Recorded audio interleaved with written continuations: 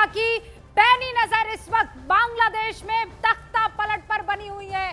जल्दी जल्दी खबरें आ रही है, चीजें ऐसे बदल रही है कि जिसकी कोई कल्पना नहीं कर सकता है। इस वक्त की बड़ी खबर यह है कि हिंडन एयरबेस पर शेख हसीना का विमान अब से कुछ देर पहले लैंड किया है।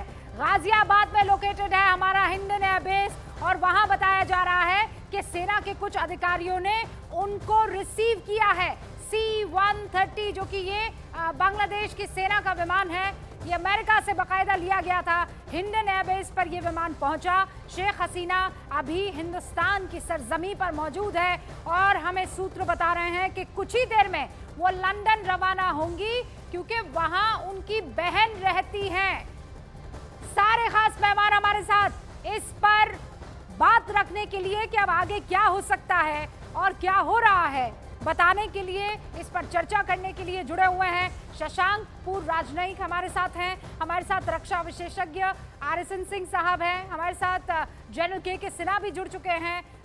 हमारे साथ विदेश मामलों की जानकार हैं कमर आगा साहब भी आपको स्क्रीन पर नजर आ रहे हैं और वरिष्ठ पत्रकार सतीश के सिंह साहब यहाँ स्टूडियो में मेरे साथ मौजूद हैं और विदेश मामलों की जानकार निनाद सेठ भी आपको दिखाई दे रहे हैं। इस वक्त आपको स्क्रीन पर मेरे सहयोगी अमिताभ सिन्हा दिख रहे हैं।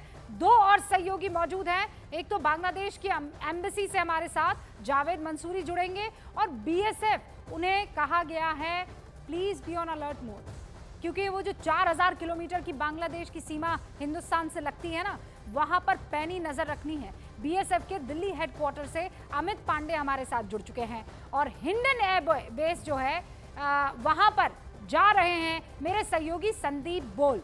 जरा उनका रुख कर लेते हैं और उसके बाद अमित पांडे का रुख कर लेते हैं और उसके बाद बाकी तमाम मेहमानों से इस पर चर्चा शुरू करूंगी। अमित, जानकारी इस वक्त आपको BSF के हवाले से क्या मिल रही है? देखिए, इस वक्त हम BSF हेडक्वार्टर में मौजूद हैं और BSF के मुताबिक भारत बांग्लादेश सीमा पर इस अनरेस्ट के बाद स्थिति पूरी तरीके से सामान्य में है और बॉर्डर गार्ड बांग्लादेश और BSF के बीच लगातार संवाद चल रहा है और BSF के जवान जो कि अब बांग्लादेश सीमा पर तैनात है, वह बांग्लादेश में जो आर्मी ट्रूप्स की जो गाड़ियां हैं उनके मूवमेंट पर, उनकी कर्फ्यू से जैसे हालात है और उनके मूवमेंट देखी जा सकती है। और सबसे ज़रूरी चीज़ है कि जितनी भी सीमावर्ती पोस्ट हैं उनके सारे जवानों और अधिकारियों को सीमा के पास मौजूद रहने के सख्त निर्देश दिए गए। हाई अलर्ट मोड पर BSF भारत बांग्लादेश सीमा पर है। जी ओके अमित, नजर बनाए रखिएगा। मेरे साथ RSN सिंह साहब भी है। RSN सिंह साहब, हमने कहा था ना कि वो लंदन जा रही हैं, फिर हिंडन एयरबेस पर प्लेन जो है वो लैंड कर गया। अब जानकारी ये मिल रही है कि वो कुछ ही देर के लिए यहाँ पर रुकेंगी, उसके बाद वो लंदन जाएंगी क्योंकि शरण उन्होंने लंदन से मांगी है।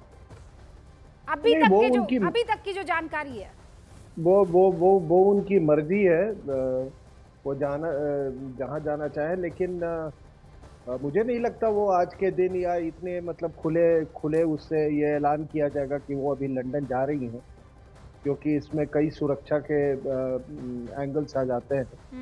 लेकिन बाकी उनकी मर्जी है और बाकी तो हमें मालूम है कि जितने डिपोज लीडर्स, चोर, बदमाश, गुंडे, जितने लोग हैं वो सब लंदन में ही रहते हैं और लंदन खुद, ब्रिटेन तो खुद दहक रहा है। तो बाकी उनकी मर्जी है, वो जहाँ जाए। लेकिन मेरा ये, अगर वो भारत में अगर असाइलम या शरण लेना चाहती हो तो हमको उनको पूरा एक्सटेंड करना चाहिए, क्योंकि डोंट फॉरगेट कि ये इंडियन सब कॉन्टिनेंट है और जब हम इसको इंडियन सब कॉन्टिनेंट बोलते हैं तो हमारी कुछ जिम्मेदारी होती है। और आप 5th लार्जेस्ट इकोनॉमी है और 5th लार्जेस्ट इकोनॉमी होते हुए ये शर्म की बात है कि तस्लीमा नसरीन यहाँ पर दिल्ली में खुल के नहीं, भारत में खुल के नहीं घूम सकती हैं। तो कहीं वो लंदन में घूम सकती हैं, वहां जाती है तो यहाँ नहीं घूम सकती हैं। तो थोड़ा हमको अपने अंदर इसका मतलब, हम जो संस्कृति की बात कर रहा था, थोड़ा बड़ा सोचिए। ये बात में लंदन मुझे बहुत हैरानी होती है। वो सारी चीजों के लिए अभी हमारे पास वक्त है कि अभी जो ये अर्जेंसी और इमरजेंसी सिचुएशन आई है, इसमें कब क्या होगा, कैसे होगा, इस पर आप और मैं 2+2 ही कर सकते हैं। हो सकता है कि जो जानकारी शुरुआती आ रही है कर्नल सिंह, हो सकता है ये डिविएट करने के लिए भी हो क्योंकि सिक्योरिटी रीजंस है ना, ये भी तो हो सकता है। सतीश जी देखिए, अभी पूर्व प्रधानमंत्री हो गई हैं और कई बार की प्रधानमंत्री हैं। 2009 से सत्ता में एकदम महदूद थी और उस व्यक्ति को ऐसे बांग्लादेश के हालात में भारत के सीमा में हिंडन एयरपोर्ट पर, इंदिरा गांधी एयरपोर्ट पे नहीं, वहां पर उतरने की इजाजत मात्र भी देना एक बड़ी बात है, एक असर्शन है। अपना भारत मजबूती दिखा रहा है और बांग्लादेश में जो नई सरकार बन रही है या बनने वाली है उसको एक मैसेज भी दे रही है। स्ट्रॉन्ग मैसेज, हाँ, बहुत स्ट्रॉन्ग मैसेज। और हाँ। हिंडन क्या, उस सिक्योरिटी का आपने ठीक कहा, ये हिंडन अभी एयरपोर्ट जैसे तैसे ही चालू हुआ है, आप समझिए। हाँ। और सामने दुनिया का भव्य एयरपोर्ट है, वहां पर इतनी बड़ी नेता आ रही है, वहां भी आ सकती थी, लेकिन सुरक्षा कारणों से और जो अभी आपने कहा कि चकमा देने वाली बात, ये हो सकता है पता चलेगा अंत में कि भारत में ही उनको शरण मिला। हम नहीं श्योर कर सकते, हम तो अभी कुछ नहीं कह रहे, एक बात जरूर और कहूं, एक बात मैं कहूं, एक बात और कहूंगा, अगर भारत में उनको शरण दिया जाता है तो मैं समझता हूं कि प्रधानमंत्री जी मोदी के तीसरे कार्यकाल तक पिछले 10 साल में ये मैं समझता हूं राजनयिक दृष्टि से, राजनैतिक दृष्टि से, अंतर्राष्ट्रीय दृष्टि से एक ऐतिहासिक बड़ा फैसला होगा। अब बहुत बड़ा फैसला। यही बात तो जो है, इसको अब कौन कहेगा कि ये हो रहा है, हम वक्त ही का इंतजार कर सकते हैं। अमिताभ सिन्हा हमारे साथ जुड़ चुके हैं, मेरे वरिष्ठ सहयोगी। अमिताभ, दीवारों के भी कान होते हैं, ये साउथ और नॉर्थ ब्लॉक की दीवारें कुछ तो कह रही होंगी, कुछ तो जानकारी हमें मिल रही होगी कि सरकार का रुख क्या है। देखिए सरकार, what is this wait and watch? Ruby का 2-3 चीज़ें साफ है, जिसमें सबसे पहली बात यह है कि भारत सरकार को इस बात का ध्यान रखना है कि अगर शेख हसीना, जो कि भारत को हमेशा सच्चा दोस्त बताती आई हैं, जो शेख मुजीबुर रहमान की बेटी है, जिन्हें पिता कहा जाता है बांग्लादेश की आज़ादी का, उनकी बेटी हैं और भारत की समर्थक है, भारत के साथ उनकी अच्छी दोस्ती रही है। उनके हटने के बाद अगर बांग्लादेश नेशनल बीएनपी की खालिदा जिया या फिर ऐसे उन एलिमेंट्स, रेडिकल एलिमेंट्स के हाथ में सत्ता सौंपती है मिलीजुली सरकार में, तो वो भारत के लिए बहुत ठीक नहीं रहेगा। सबसे बड़ी बात।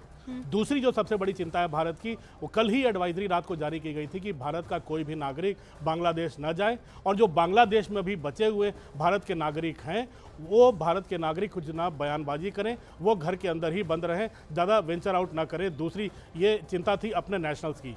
तीसरी बड़ी जो चिंता थी रूबी का, वो ये है कि अगर रेडिकल एलिमेंट्स वहाँ आते हैं तो एक कहा जाए ना कि भारत उपमहाद्वीप की बात कर रहे थे, उपमहाद्वीप हम पाकिस्तान से घिरे हुए हैं रेडिकल है, चाइना उन रेडिकल एलिमेंट्स को बढ़ा रहा है, बर्मा घिरा एक तरफ है, एक तरफ श्रीलंका है। अब अगर बांग्लादेश, जिसके साथ प्रधानमंत्री ने शेख हसीना के टेन्योर में दो बार अपने टेन्योर में बांग्लादेश ढाका गए प्रधानमंत्री, और दोनों बार बड़े बड़े समझौते करके आए हैं। नदियों का समझौता हुआ है, बांग्लादेश ने पैसेज दिया हमारी ट्रेनों को, हमारी बसों को, हम उधर हमारे वायु